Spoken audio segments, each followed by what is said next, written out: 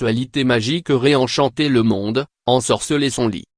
Ainsi observons-nous depuis quelques années la réapparition d'un intérêt pour la magie sexuelle, 50 000 résultats Google en français, 4,5 millions en anglais, une passion soutenue par la vente de livres et d'objets dédiés, grimoires, cristaux, bougies, et le recours indifférencié à des cultures perçues comme plus complémentaires qu'antagonistes, sortilèges médiévaux, culte hippie, vaudou, yin/yang, tantra, hindouisme, sexe magique du 19e siècle anglais, avec ou sans invocation de déesse, avec ou sans partenaire.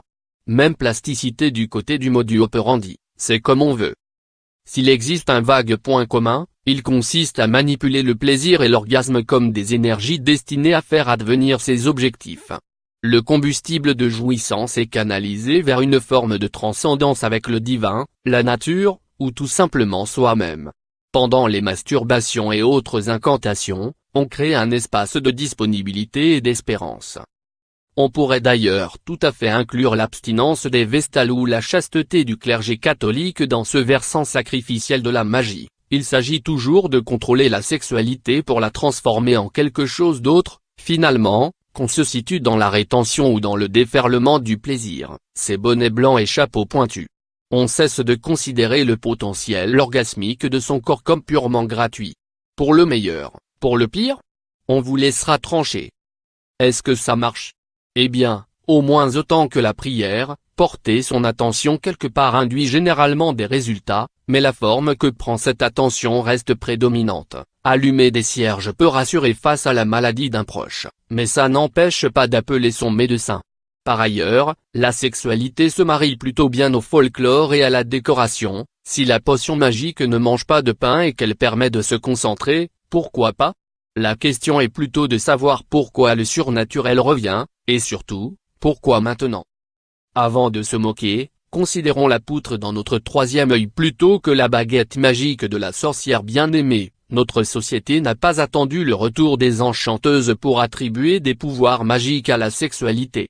Il suffit d'allumer son poste de radio ou sa télévision pour entendre louer les qualités d'une santé sexuelle solide, et ça à l'échelle de l'individu, du couple, de la famille et de la nation, bingo.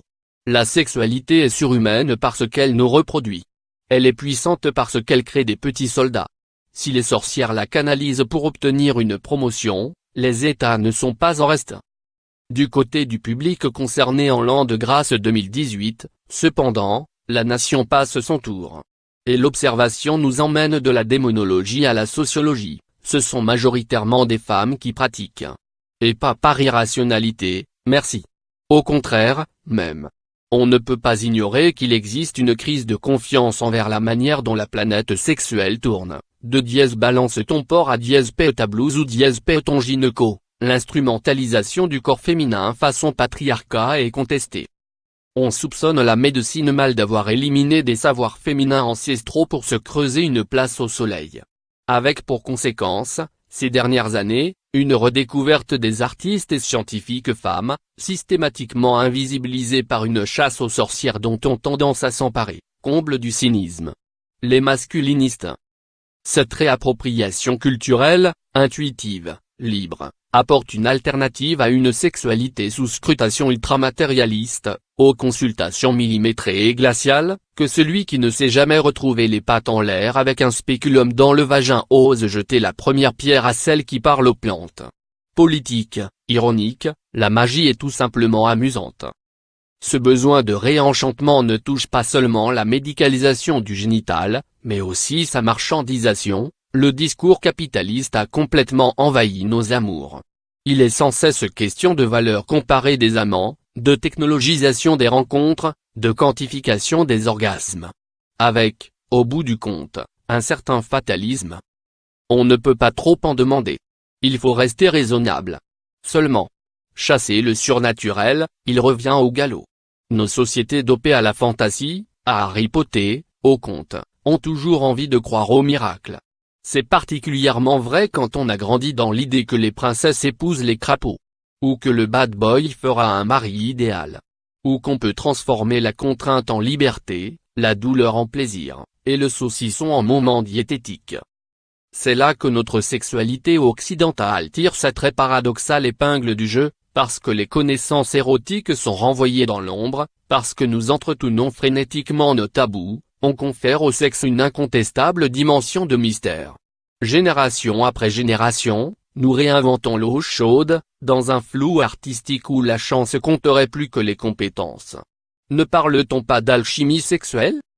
Ces propos poétiques sont un appel d'air idéal pour les adeptes d'ésotérisme, ainsi que pour les gourous de service, prompts à monnayer leurs initiations, et qui n'hésitent pas à facturer au prix de l'or des secrets disponibles gratuitement en bibliothèque. Comme le note l'anthropologue Agnès Giard, la sexe magique du XIXe siècle apparaît en même temps que le jargon médical, toute connaissance induit des hiérarchies, tout hermétisme produit son élite. Il ne suffit pas de vouloir échapper aux logiques de pouvoir pour s'en affranchir. Bien sûr, il serait absurde de faire preuve d'alarmisme. La tendance à la magie sexuelle existe, mais elle reste plutôt bon enfant, et plutôt du domaine de la revendication féministe. Nous pourrions d'ailleurs, exceptionnellement, voir le verre à moitié plein. Notre timidité, notre refus de transmettre les arts érotiques, font du sexuel un de nos derniers espaces d'imagination, voire un espace d'enfance. Finalement, dans ces conditions, pourquoi faire du sexe une science exacte ? Eh bien, sans doute parce qu'une aspiration à l'exactitude ne se traduit pas automatiquement par un massacre en règle de l'enthousiasme libidinesque. Et c'est là que le bât blesse, notre société prétendument post-cartésienne oppose encore aujourd'hui l'empirique et la conceptualisation, l'abstrait et le concret, l'esprit et le corps, comme s'il fallait choisir entre fromage et dessert. La connaissance doit-elle réellement nous amputer d'une part de désir? Ne pourrait-elle pas aussi faciliter ce désir? Le rationalisme comme nouvel érotisme, on peut toujours rêver, non.